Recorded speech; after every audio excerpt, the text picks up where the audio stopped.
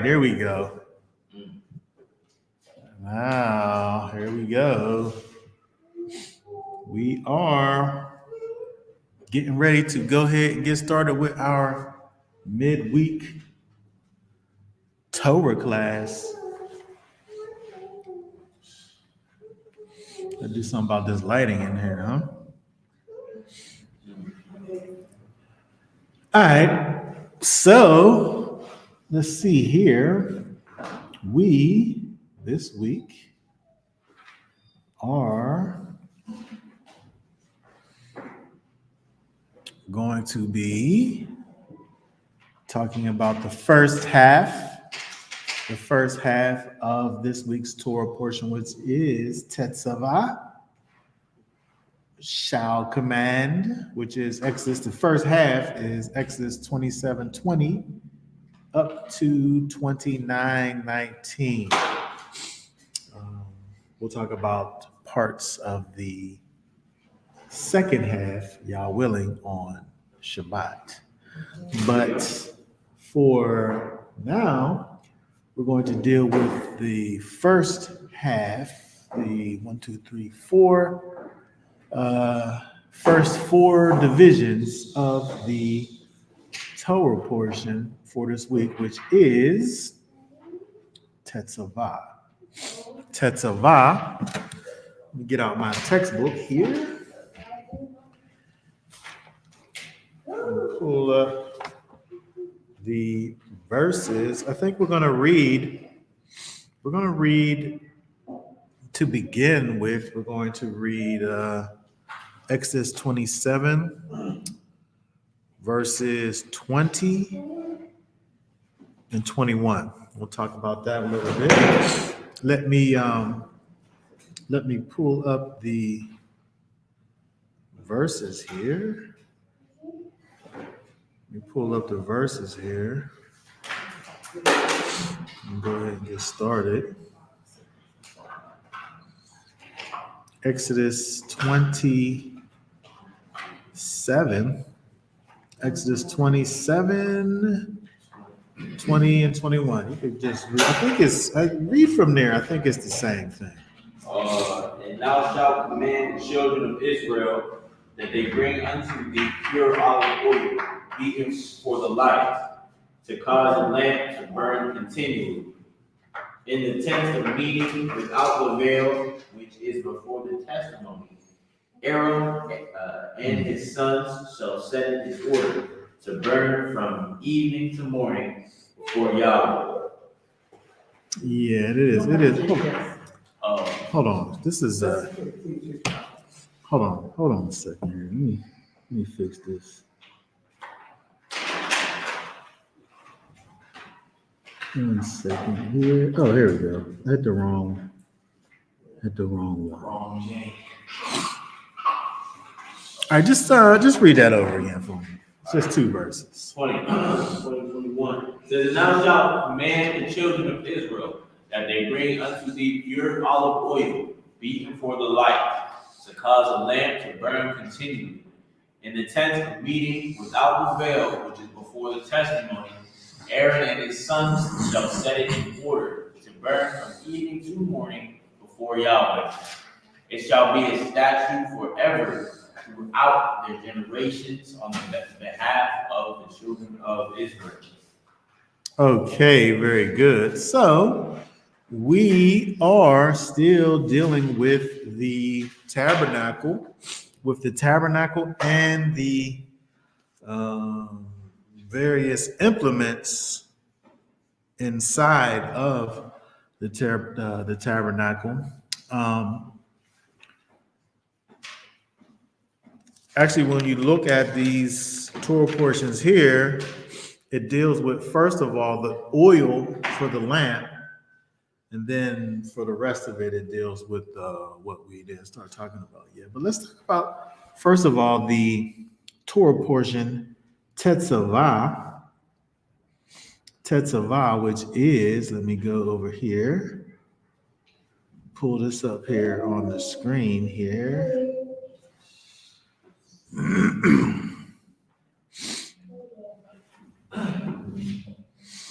Tetzaveh, this here is tzava, which is to constitute, to enjoin, to appoint, to forbid, which is interesting, to give a charge, to command, a commander or commandment. This is interesting here, this part of it, to forbid. It's actually to bid or to forbid, right? A command could be either a positive command or a negative command. A positive command is what you should do. Do this, blah, blah, blah. Like a positive command is what we have here. Command the children of Israel to bring a clear oil pressed olives for the light, right? That's a positive command. A negative command would be don't don't do something. Excuse me. It's interesting. As we're looking, I want to check up on something right quick because I was listening to something earlier, and he said that in this entire portion, Moses, it don't say Moses. It's the only portion, somebody fact check, is the only portion that you don't see Moses' name one time. And so the commentators, their reasoning behind it is that in the next portion, which is the golden calf, where Moses says to the Most High, if you don't forgive the people, then you can strike my name from the book of life. And so the commentators, they say that even so, a righteous man's words, even though the Most High did forgive the people, the Most High takes a righteous man's words. He still takes a righteous man's words for what he said. And so instead of striking his name from the book of life, he just struck his name from a few chapters.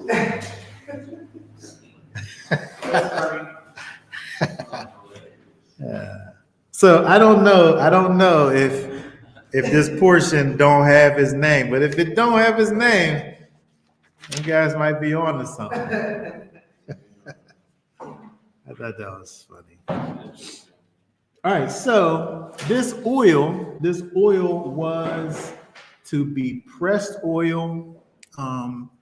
It's the extra fine oil, right? You can get out it's clear oil pressed, and so this is the highest quality of olive oil that you can have. You know, there's various ways to get olive oil out. I know sometimes there could be heat involved, which is going to produce a lesser product. But this way is going to give you the clearest version. So they wanted to have kind of the purest version of oil possible for this light to burn continually, which another thing that is pointed out here, to burn continually is actually the word that I think means daily. Tamid, I'm pretty sure means, let's see what it means. It's translated as continually. Oh, for some reason I can't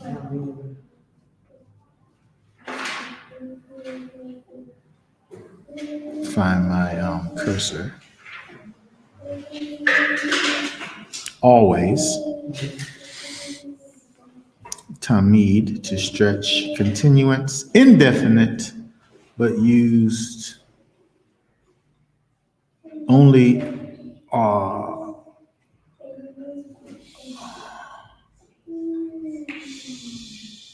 regularly. Oh, I'm saying daily because sometimes you see it translated as daily.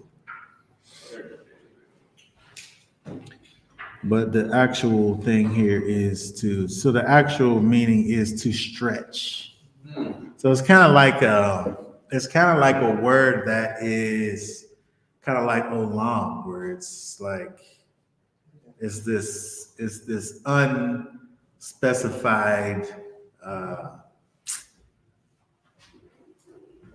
thing of time, which it says continuance as indefinite, so it just goes on and on, right? And so they always kept the oils burning.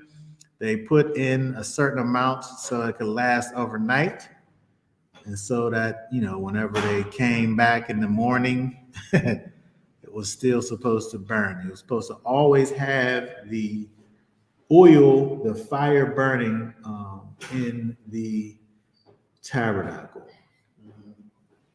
And so the menorah, of course, we talked about a little bit last time. The menorah is the light, the only light that exists inside of the tabernacle. This light had to always be lit. It's interesting that we see that the menorah with this pressed oil. If you think about the representation of the menorah, which is, hold on a second here, representation of the menorah being, of course, Messiah. It's interesting that Messiah itself, Mashiach, has a connection to oil, you could say, because it is Mashiach is anointing or to smear probably oil on you. I guess you could smear many things, but the way that you were anointed was with oil. And so when you have this thing where we think about the idea of the menorah, the candle holder that had this finely pressed, pure oil to light always. It kind of has the idea of, with Tamid, with the idea of this light that is always lit all the time, every day, continually. It's nothing but light, right? It's always light. It's always there for the giving of light.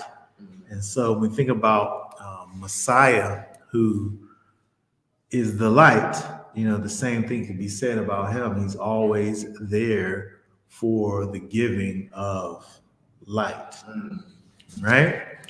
And so we see over here in these final verses,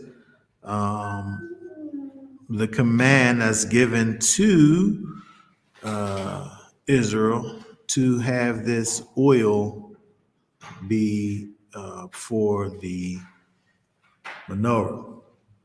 All right, so there's a couple of things we want to look at in the next chapter. Let's read, let's go to the next chapter, 20. Does anybody have any questions about the oil?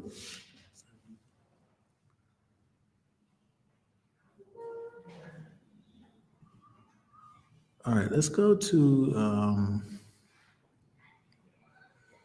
the next chapter.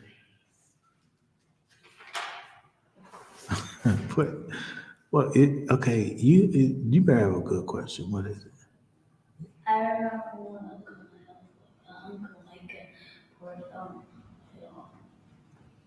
Oh, when he smeared oil on you. Okay, very good. All right. Okay. All right, yeah.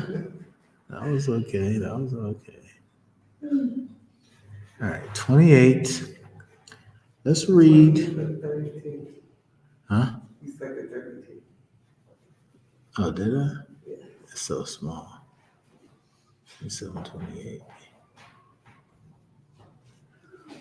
Okay, so the priest's garments. All right, let's read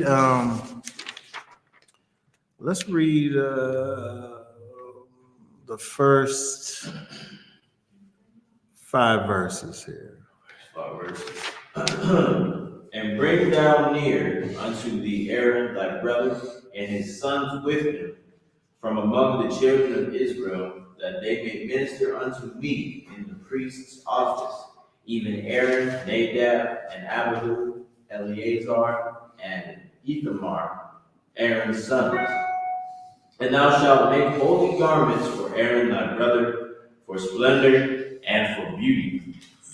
And thou shalt speak unto all that are wise-hearted, whom I have filled with the spirit of wisdom, that they make Aaron's garments to sanctify him, that he may minister unto me in the priest's office.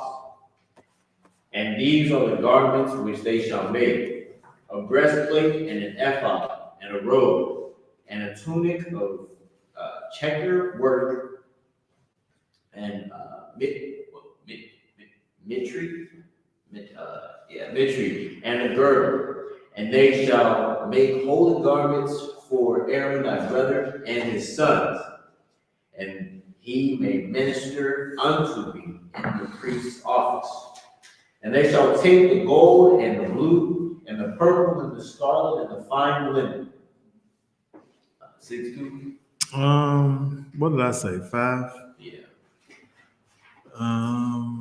Yeah, we could just stop right there because we want to talk first about this here, these priests' garments, these holy garments that was made for these holy men here, Aaron and his sons. And so we see over here that what is about to get into for the remainder really of this portion here is talking about the various aspects of the priest's garments. And here, if we're talking about Aaron and his sons, we're talking about the high priest's garments, right? The things that the high priest wore. All of the priests had a basic uniform, and then they all look the same, right? They had one uniform, they all look the same.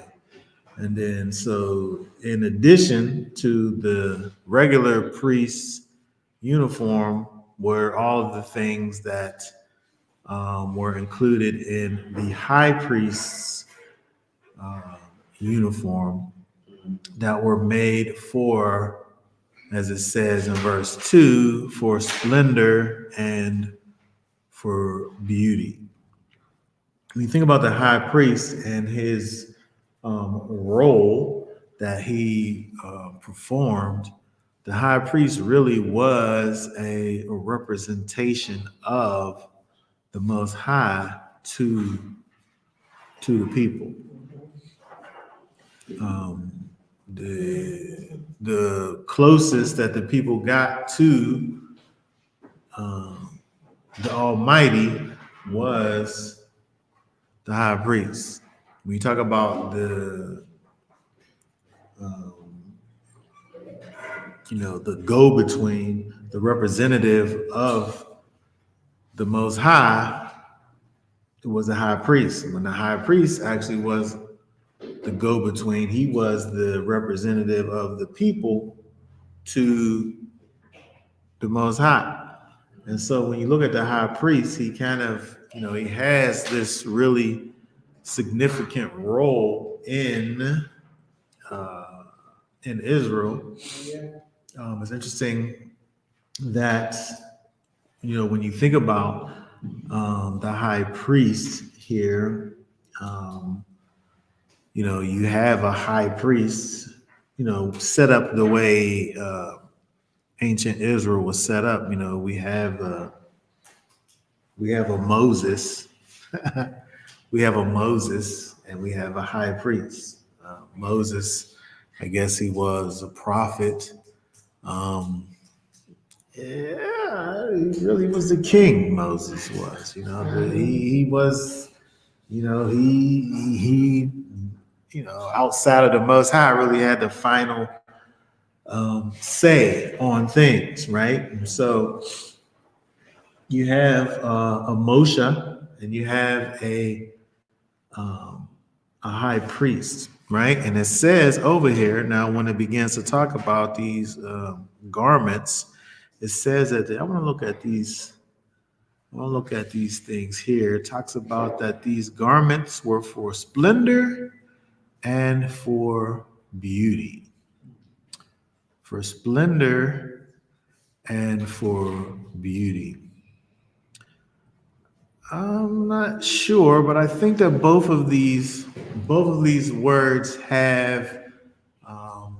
I'm just going to say without even looking. Both of these words have a connection to light. Both of these words are connected some way to light. Let's see here. For glory, kavod, which is weight.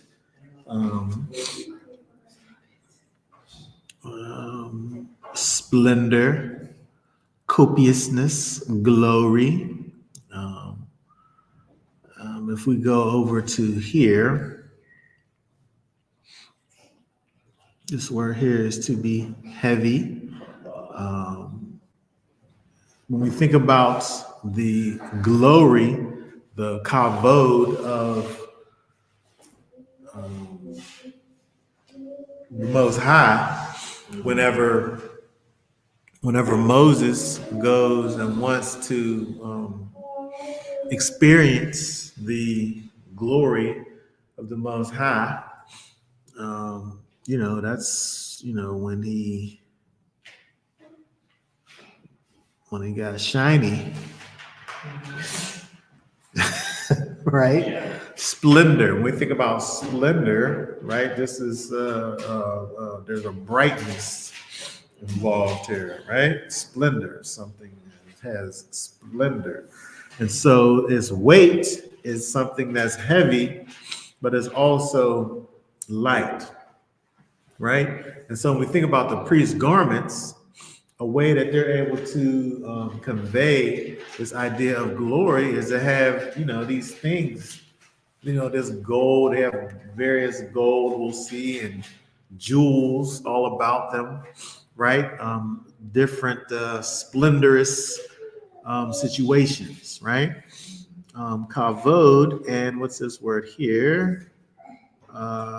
Tifara, ornament,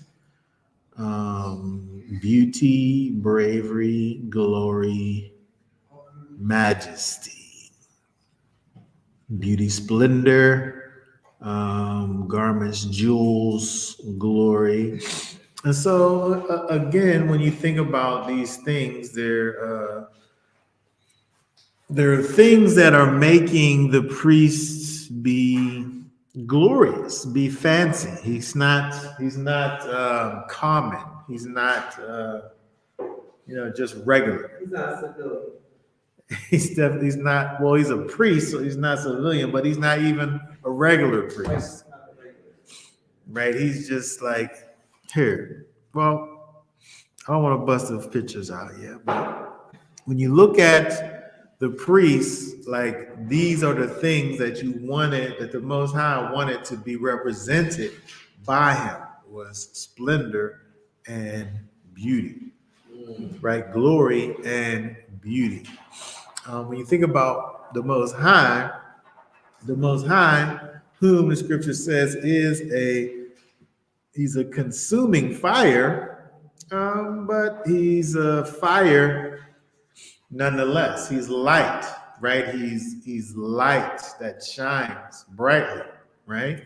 He's endless. He's endless light, right? And so when you think about the Most High and His gloriousness, right? The only way that we're able to represent that is it's funny when you think about like jewels and gold and things, right? Yes, diamonds. All right, that's to say diamonds. I was actually thinking about her diamonds that she has. Sometimes when the light hits the diamonds, it's like it's sparkly, it shines, right? It glistens, right? All these things. But imagine the priest who has on all of these various glorious things. Here, let's go over to let's see. Oh well, first of all, we'll get back to his glorious things. I want to go down to verse 3 because I thought this was interesting here.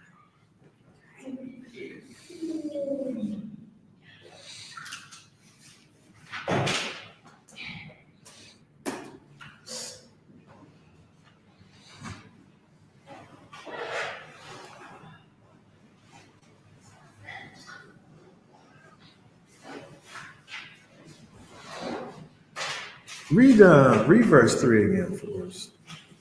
It says, "Thou shalt speak unto all that are wise-hearted, whom I have filled with the spirit of wisdom, that they make Aaron's garments to sanctify him, that he may minister unto me in the priest's office." Okay, very good. So when we think about these workers, these people who were going to be participants in the manufacturing of the priest's garments, they had to have some type of what is this? What is this? I guess this is two words here. They're wise-hearted. Let's see if this is actual lave. And so they already have hacham hearts. They already have wise hearts, right? They already have intelligent hearts, right? They have a certain amount of intelligence within them, right? They have a certain level of skill and artfulness and cunning existing in them, right? And so that's something that's already there, existing there with them. But they also needed to, it says, "For I, whom I have filled with the spirit of wisdom." So there's two, because the Most High could have really just taken anybody and filled them with the spirit of wisdom. Right, but this don't say that, right? It don't say that he just bring me some random guys and I'll fill them with the spirit of wisdom. Right? It says, "Thou shalt speak unto all that are wise-hearted, whom I have filled with the spirit of wisdom." Right? And so there's like an additional thing. Like, I'm gonna take this person who's already has a certain level of skill and cunningness and gifts inside of him, and then I'm going to enhance those things with the spirit of wisdom. When we think about the spirit of wisdom, what's this word here? Ruach. And this is a derivative here, chukmah, right? Chakma, which is basically the same as the other word there, wise, wisdom. When you think about the spirit of wisdom, the spirit of wisdom is we're talking about the Ruach HaKodesh. It's interesting when you look at Isaiah. Isaiah, was that chapter 11? Isaiah chapter 11, where it talks about the Mashiach and these different attributes that exist within the um, the Mashiach. Of course, we see there the spirit of wisdom, right? The spirit of wisdom. We think about wisdom. Wisdom is the right application of knowledge, right? When you know the things that you're supposed to do, when you have wisdom, various people have, there's people who have wisdom in various things. You can have knowledge about things, right? But you gotta be able to have the right application of that knowledge, right? And that's when we deal with wisdom, right? When you're cunning at your craft, right? And so the Most High, when he goes, it's interesting that I like the fact that we don't only see that the Most High filled these people with wisdom, but I like the fact that I feel like it seems as if he's enhancing people that are already kind of moving in a particular direction. It's interesting when you think about that, with people and their, especially children, especially kids. I think about kids with their gifts and things, right? And their various gifts. Somebody can be gifted in this or that, but those gifts need to be kind of cultivated, right? Those gifts need to be kind of exercised and worked and brought and to be made perfect. You can be naturally gifted in this or that, but there's only so far that a natural gifting can go. But when that thing is, when there's practice, right? When there's cultivation, when you're exercising that gift, right, and bringing that thing to higher heights, right? This is what the Most High needed for these things, these people that were going to be making the garments for the high priest, right? This was a very important thing that was going on for, again, the high priest, who was the representation of the Most High. So let's look at some of the things now that we see over here with this that were involved. We went down to what verse we go to? 3:28. We was at 5, yeah, 5. Verse 5. So Okay, pick up on verse 6. let's see here.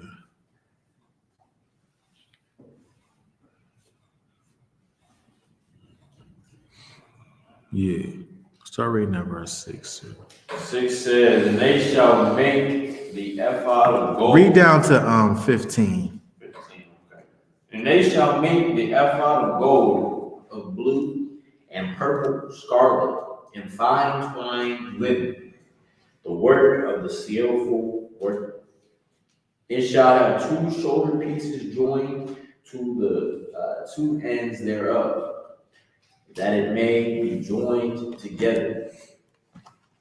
And the skillfully woven band which is upon it, wherewith to gird it on, shall be like the work thereof, and of the same piece, of gold, of blue, and purple, and scarlet, and fine twined linen.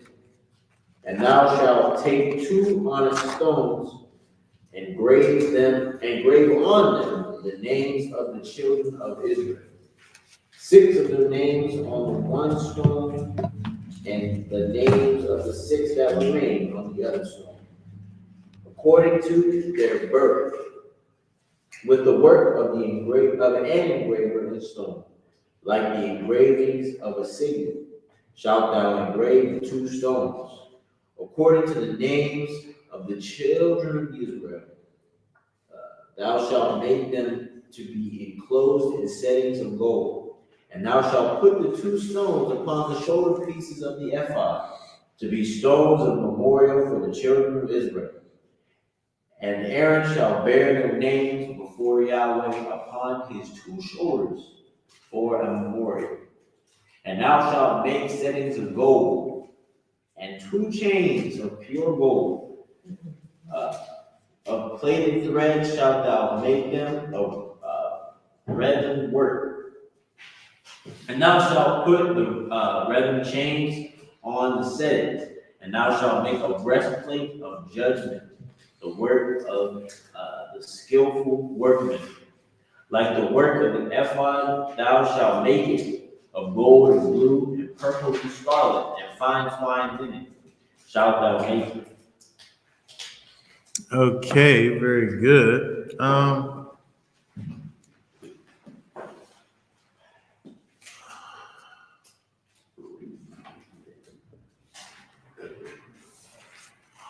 One second here.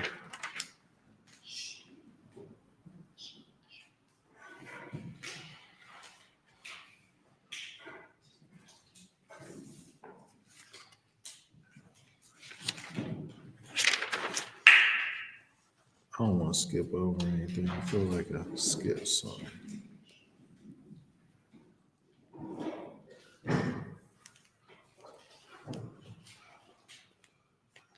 Okay, so this here we see. I want to show you this here. Let's look at this real quick. See if I can put it. I should have took a picture of it. I might be able to take a picture of it real quick.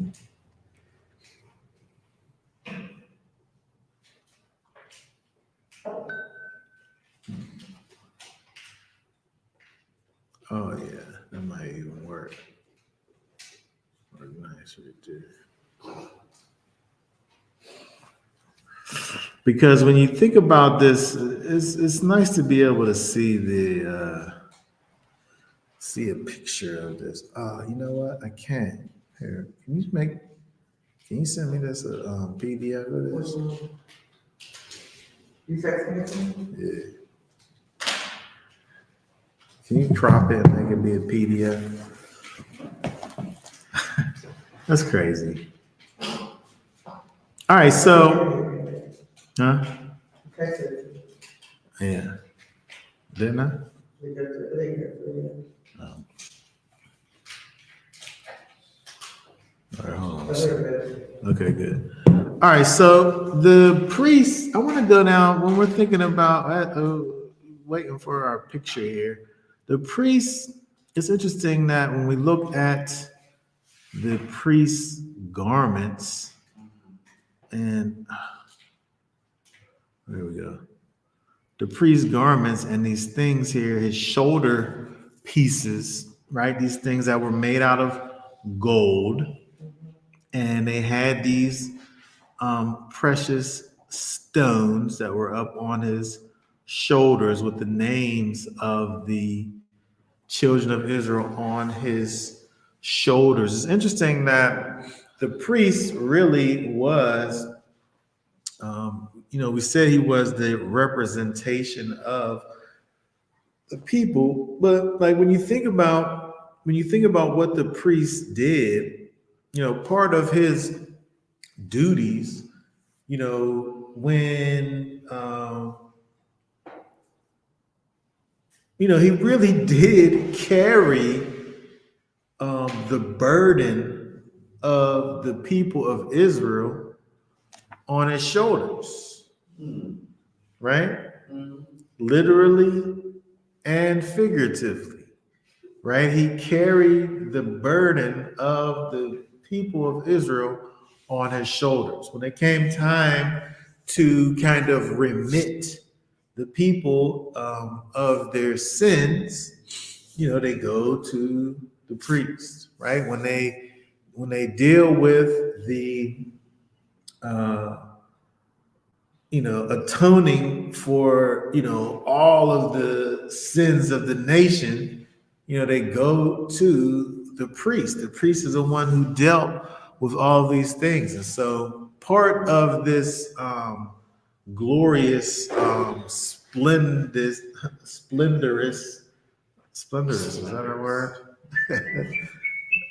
The splendid works that were oh yes, that's good. That were the priest garments, were these stones, onyx stones on his shoulders here. Let's see here. Let's see if we can put this up here so we can see it here.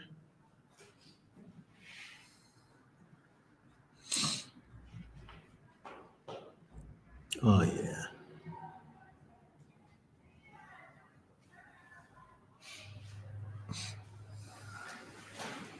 I should have prepared. Just have rocks on it. Huh? Just have rocks on it.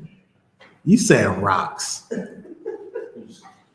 Okay, so look, I know onyx stones is like, this is precious. These are precious stones, right? And so the onyx stones on his shoulders were here. So he has on his shoulders, he has these stones which have the names of the children of Israel on them, right? These precious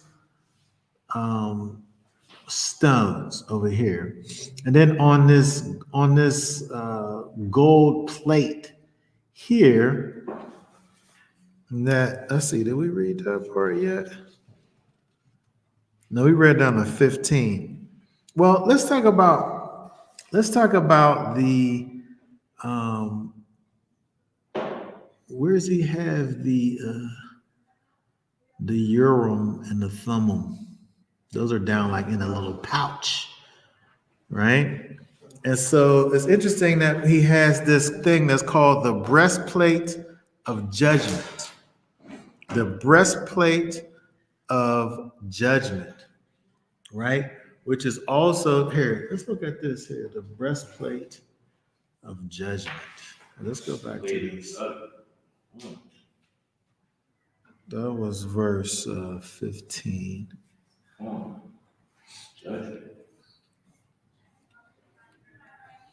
Because he was supposed to be able to, oh, don't talk about that there. Yeah, it does. 15.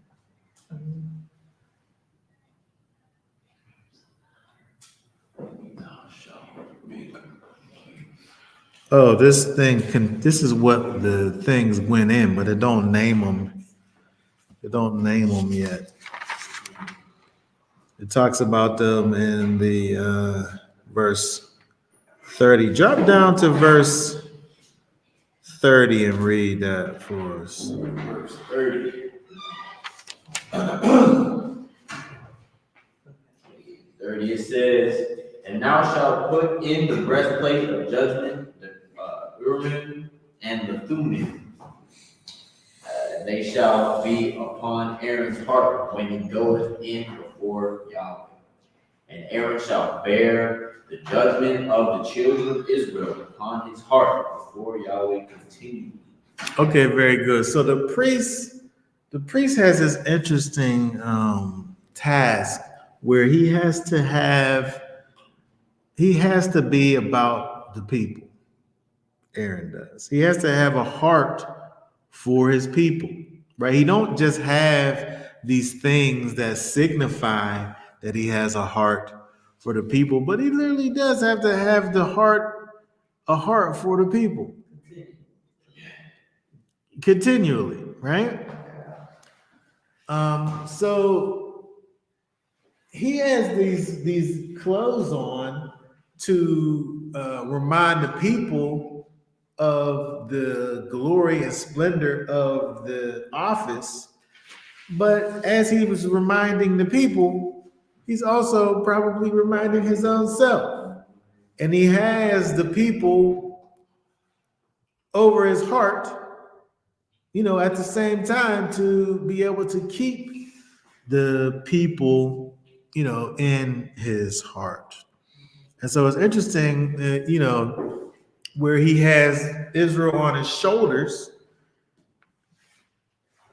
He has Israel on his shoulders, where he bears the judgment with the Urim and the Thummim. Um, well, the onyx on his shoulder, the Urim and Thummim is in the breastplate of judgment, but he bears the people on his shoulders. He has the judgment in his heart, and then he also has the 12 tribes also on his heart. So they're on his shoulder and on his heart. And then when you look at verses 17 through 17, 18, 19, and 20, it tells you all of the various jewels, not rocks. I said the oil of the stone was rocks. Not rocks, but precious stones, precious jewels that are on the heart. It's interesting because the Most High said that Israel will be his peculiar treasure, his segula, his most precious trinket is what Israel is, right? To the Most High. And then so the high priest, he exemplifies that with the breastplate of judgment. I mean, he got on here. What's on here? He got some. First of all, it's gold. First of all, the plate is. The verses is 17 through 20. Here, let me put it back up on there. He got on there some. Now I don't even know what carnelian is. Topaz. I know what topaz is. Sapphire. I know what sapphire. I don't know what carbuncle is. But I heard of sapphire. Sapphire, I think, is blue. Emerald. I know what emerald is. I don't know. I never heard of jacinth. Well, I've heard of it because I've read this verse before, but I don't know what jacinth looks like, or agate, or agate. Amethyst. I know amethyst is like purple. Beryl. Onyx. There's some onyx there. Jasper. And they're all encased in gold, right? And so these are precious jewels that are on the priest, covering his heart, exemplifying the fact that the priest has to have a heart for the people, and that they exemplify Israel as this precious people, jewels of the Most High. And so it's interesting when you look at the kind of the symbology that exists when you look at the high priest. He's so bedazzled. He's so decked out with all of his fancy clothes and everything. And, but it's just a picture of really the Most High. Like when you think about, like when you look at this guy, like you also got to think about when this is. Like it's like thousands of years ago, right? And so this right here, when you think about a regular person walking around, he just probably got some plain old, just off-white clothes. Probably 90% of the people walk around with some kind of off-white They thing. have one out. They have one set of clothes. Yeah. It's just not Yeah. even, not even looking right But this guy, he got the white part underneath, but then he got this blue thing on top of that that's like decked out with all these different kind of scarlets and things. And then this thing here, this I guess this is the aphod. This is the aphod here, right? This thing here that got the blue the gold tassels on it. Yeah, this is what it look like, right? With this all of this embroidered work on here. I'm saying that's the aphod. Oh, it says right there. This is the aphod, right? You got the aphod. You got this girdle right here. This gold girdle. That aphod, boy, that thing is serious. Then he got a robe under that. He got his tunic under that. I mean, he's decked out. But the point of it is so that he is able to exemplify uh, the Most High. All right, let's keep on going here. Go ahead. It's just interesting how, like what you said, he represents, you already said this, he represents the Most High to people.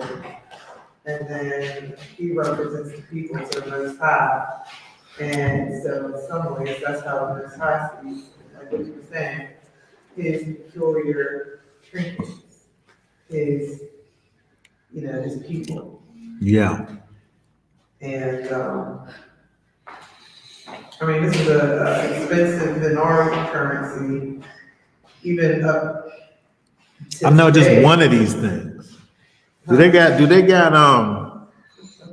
dimensions on these stones? It just say get one. But it don't tell you how big the stone is. What about how big the breastplate is? Do it got dimensions on the breastplate?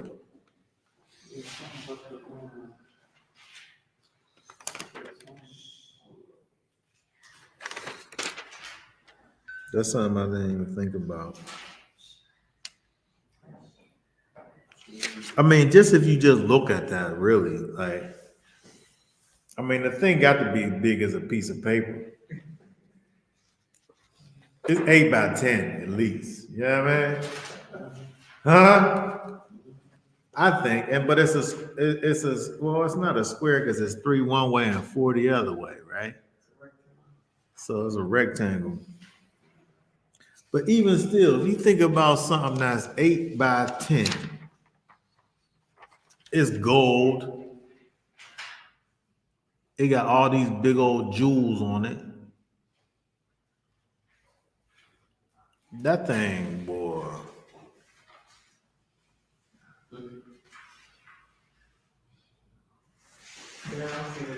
No, it don't say. It don't say. But it don't matter how big it is, it's expensive. The point is that even in today's currency,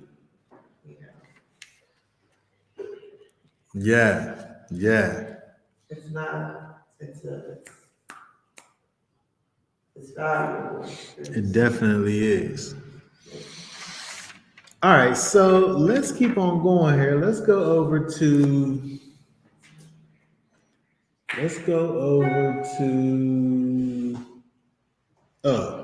let's go down to 31. Read 31 through 36. 31 through 36.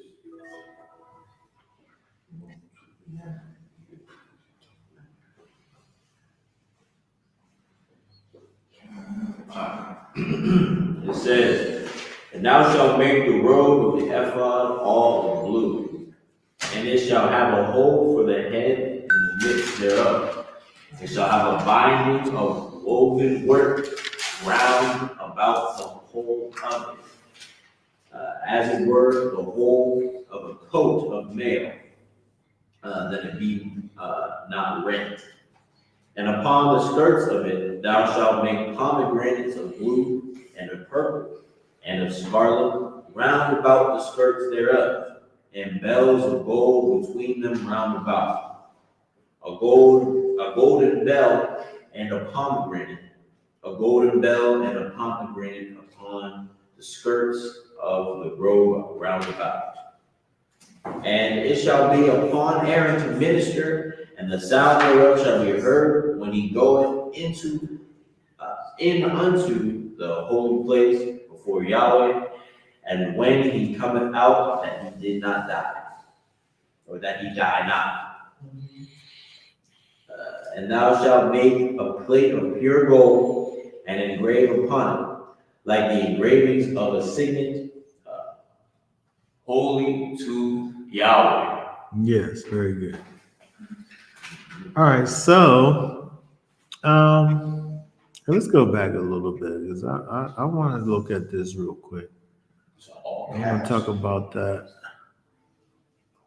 I want to talk about this real quick, but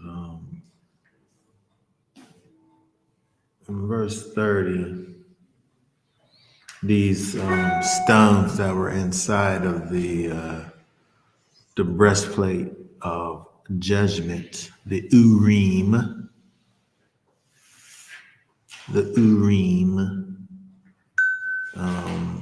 ocular brilliance of the figures in the high priest's breastplate.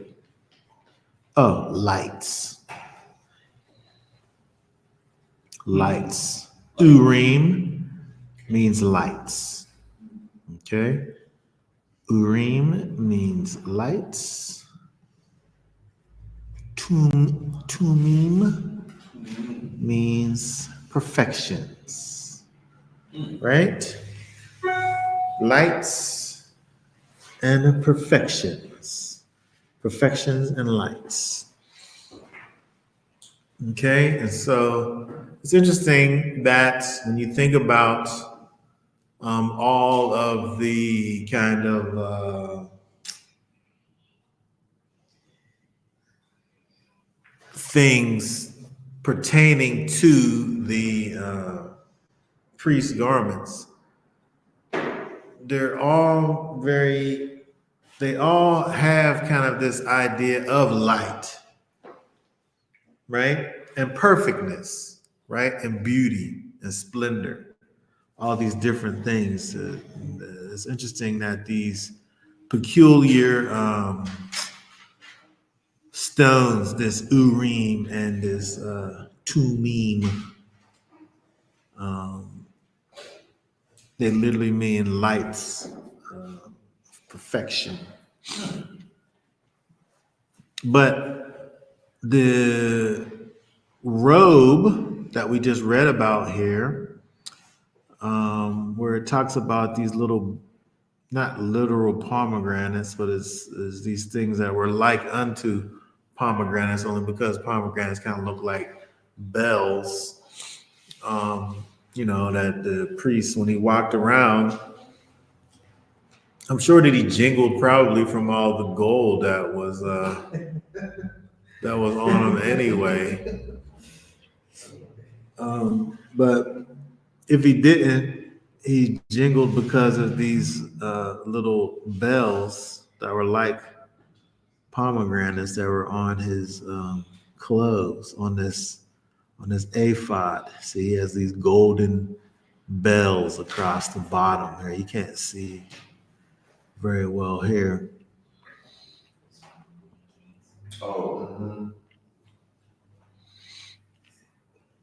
And it's interesting that I think that sometimes people try to make this be about something that that if they don't hear it ringing, they're able to rescue the priest out. But I think it's more about the fact that if he's not walking around in this stuff, he's gonna die. Right? It's not about him. It's not about you hearing him or not hearing him, and then you don't hear him, so you know that he's dead, and so now that you you know, he has to wear this clothes, this outfit, so that he dies not. Like this is what he's commanded to do. This is the way that he's commanded to walk around and be.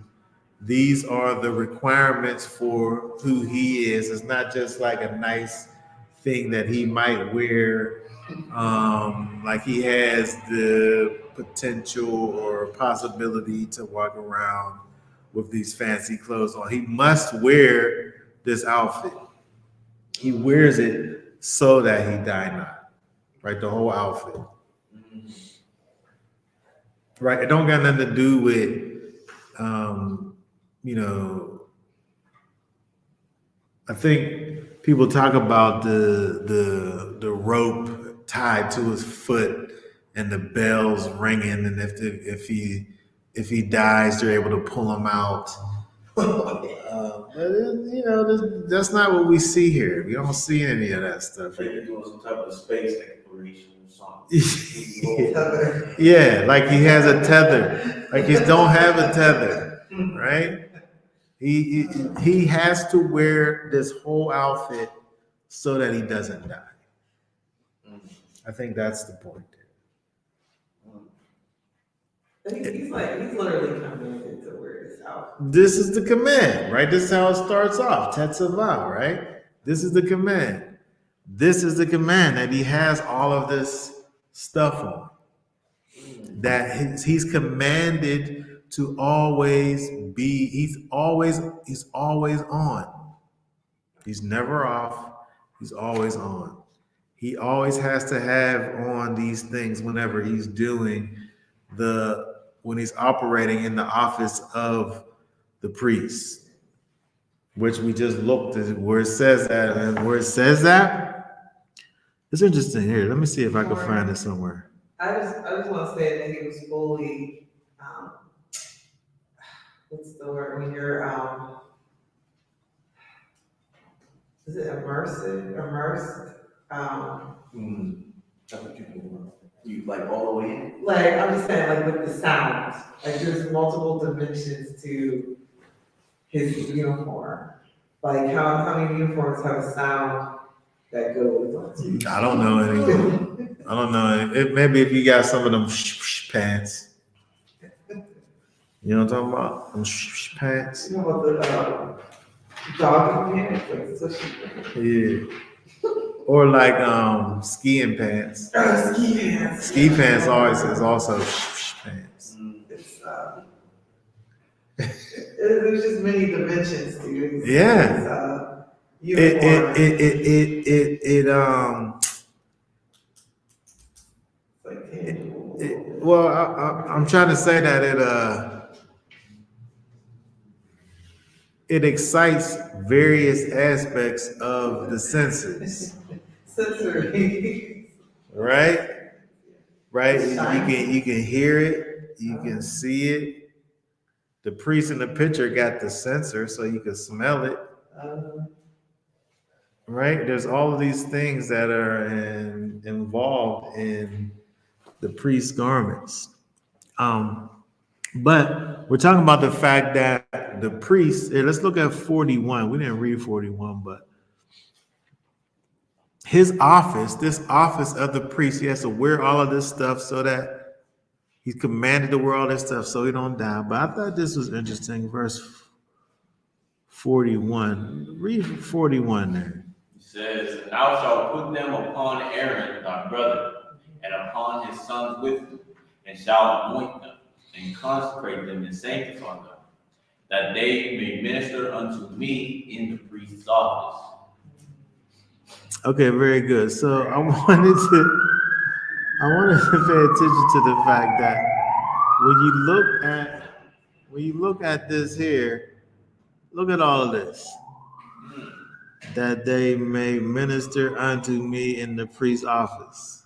One word.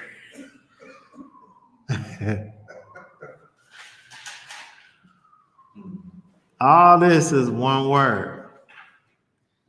Right? And so think about all the things that are involved in all of this.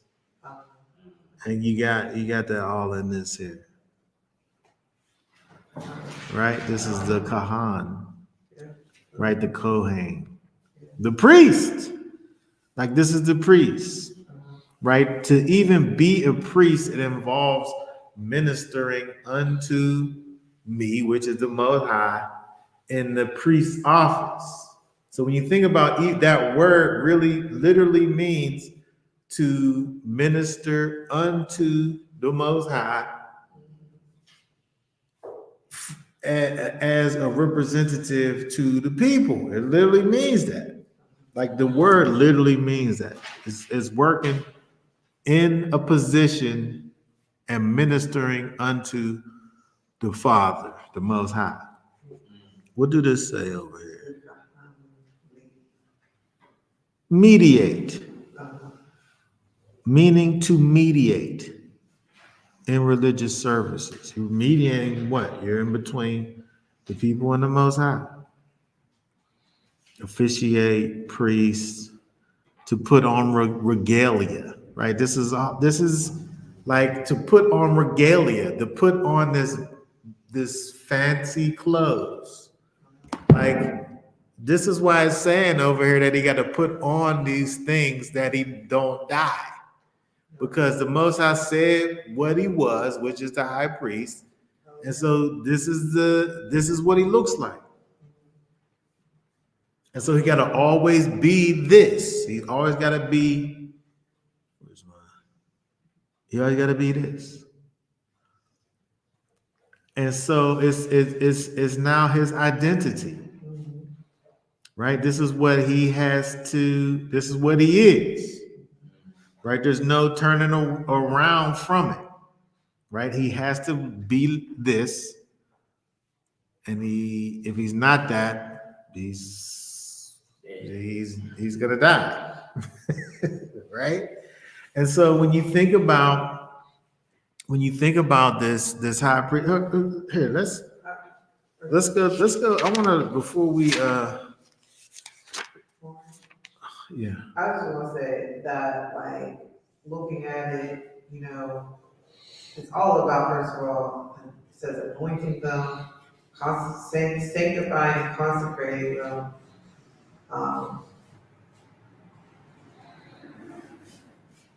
I guess consecrate, to me, consecrate and sanctify are pretty much the same, but consecrate and sanctify to priests.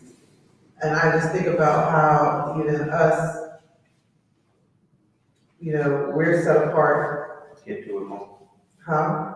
So go ahead, Mom. Go ahead. Yeah, we're set apart, and so that's one of the reasons that, I truly believe that when we come into, and I've spoken with women who fellowship, when we come together, this is one of the reasons we present ourselves a certain way. Mm-hmm. When we come to service, we're not coming to service unto ourselves, but we're coming into service unto the Most High. And so that's one of the reasons that we have to present ourselves in a certain way. Splendor and beauty, holiness. We ain't coming to service to the anointing with some off-white raggedy stuff. Well, Coming with your jewels. well. You come with jewels, okay? I don't have any jewels, but it's just a certain way that we present ourselves into the Most High. And I think that Yah exemplifies that whenever he has these uniforms made for his priests, his high priests. Yeah. Yeah. And Moses don't get a uniform, but No, Moses don't ever get no uniform. Well, he did kind of get. well, that's why he wasn't mentioned in this section of the scripture, because it wasn't about him. No, it wasn't about him. It wasn't about him. It definitely wasn't about him. And I need somebody to double check that and see if he really is. But before we run out of time, I want to go to Exodus 29. Exodus 29. Because the priest now, we looked at all of these things that the priest had to put on. He has to put on all of these things. He got to wear these things. If he don't wear these things, he's gonna die. Right? And so if we look over here, let's read. Let's read. Let's look at. Let's start reading in verse 1 in chapter 29.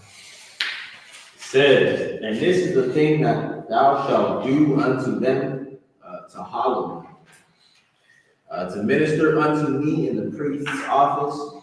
Take one young bullock. Okay, so it's necessary that the priest now, who this his office is an office of set apartness, right?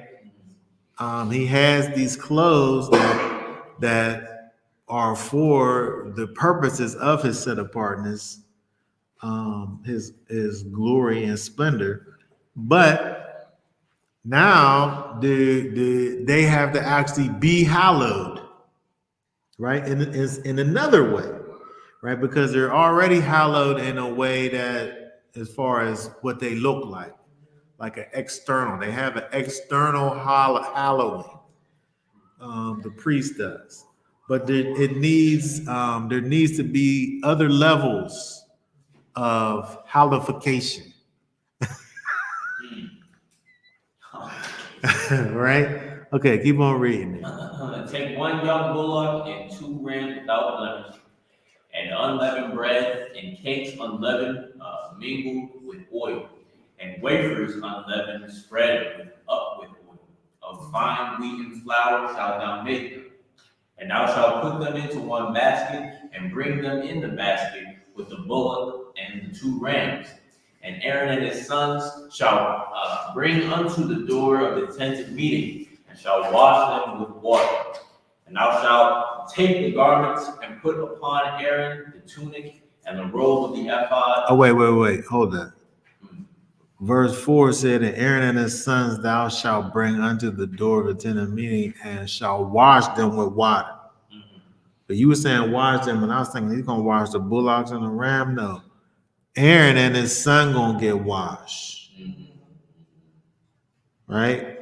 Not the bullock and the rams; they're not getting washed. It's Aaron and his sons getting washed, right at the door of the tent of meeting. And then once they get their bodies washed, now they can put on these garments. They gotta do some stuff. They can't even put on the stuff yet. They got to get washed first, right? And so that's all of that. So they talk about all of this, all of the robe and the ephod and the breastplate and the girdle and the hat and the crown, and then read verse 7 then. Verse 7, then thou shalt take the anointing oil and pour it upon his head and anoint him. Okay, so they got washed, and they got anointed with oil. They got the oil poured all over their heads and anointed them, right?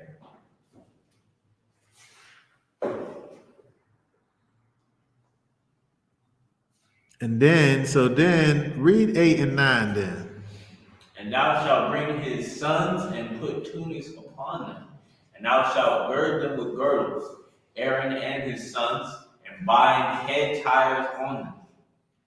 And they shall have the priesthood by a perpetual statute.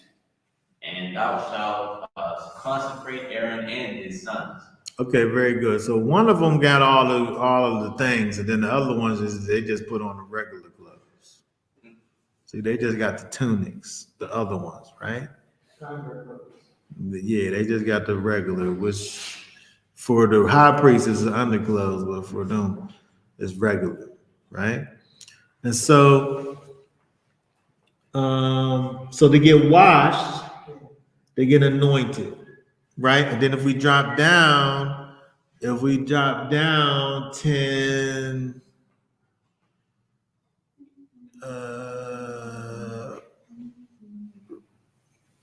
read 10. And thou shalt bring the bull up before the tent of meeting, and Aaron and his sons shall lay their hands upon the head of the bullock. Okay, so all Aaron and his sons now. Now this is the thing that is done when you bring these sin offerings.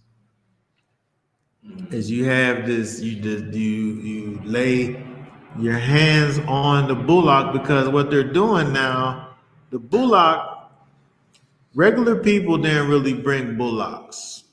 Okay.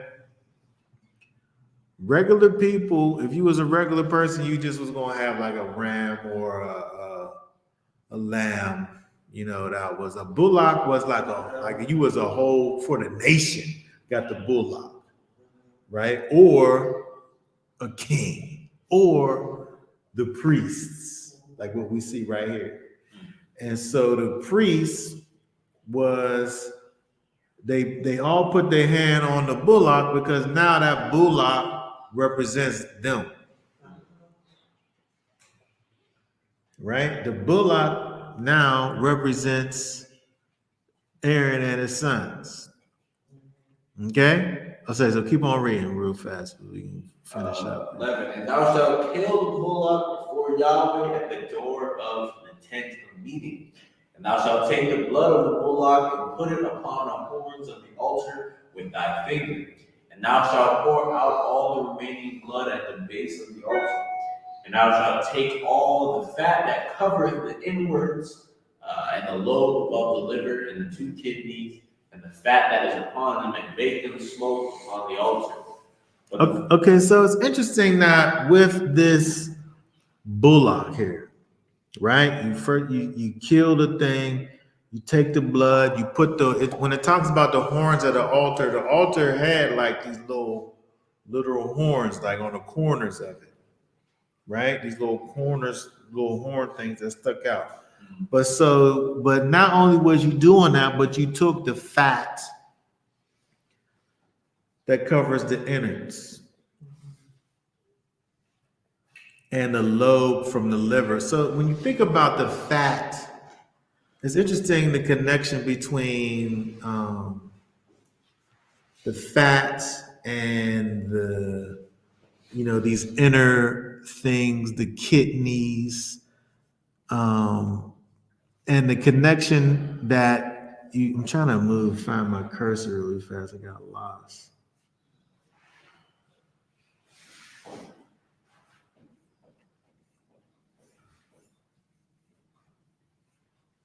Oh, there we go.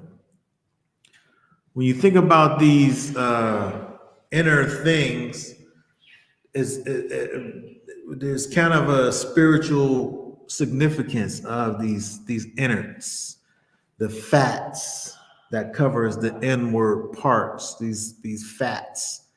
When you think about these fats, like the overabundance that accumulates, right? It kind of connects to kind of the inward desires of the person, the innermost desires of the person, down to his kidneys and the fats, right? His innermost desires. Again, the bullock is the representation of the guy. And so he's having his entire self dedicated over to the Most High.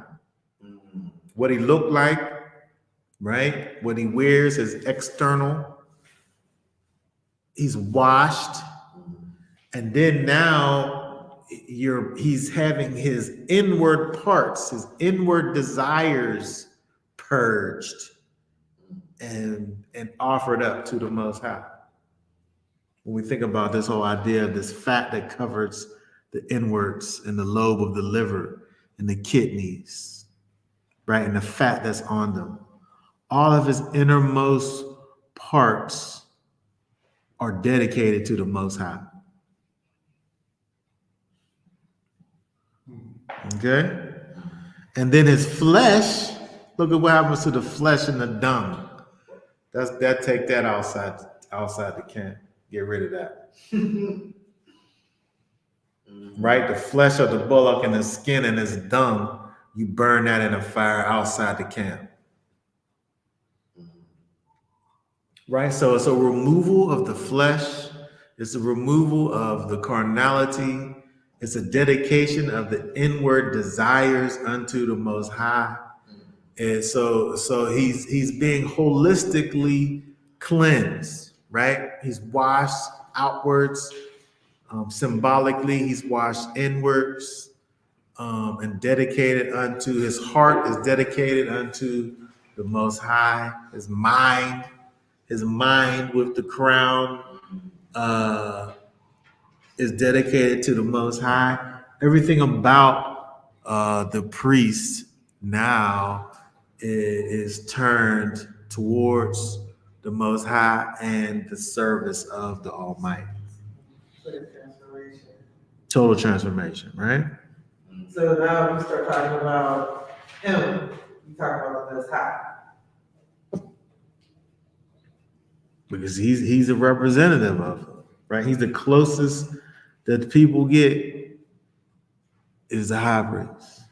When they want to have their sins dealt with, he's the one that do it, right? He operates on behalf of the Almighty, right? And through this act here of sanctification,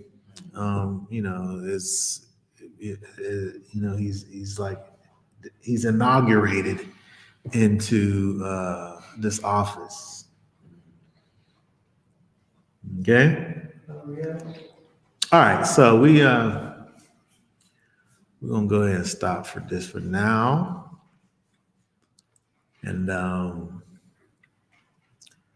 y'all willing, we'll talk more about this particular Torah portion, other parts, on Shabbat. We want to thank everybody who came and was here for our midweek Torah class. Hopefully you all are already subscribers to the channel. If not, go ahead and subscribe to the channel. Go ahead and like the video. Share the video to your friends. We moving our way up to 1,000 subscribers. I don't know why it's been so hard for us to get subscribers, but we, what you said? I don't know what they doing with us, but we moving on up. So all you that's already there, we thank you. We thank you for all of your. Yes, I'm so happy to be able to do it. Okay. All right. So we'll say shalom to everybody for now. All right, y'all. We'll see you next time.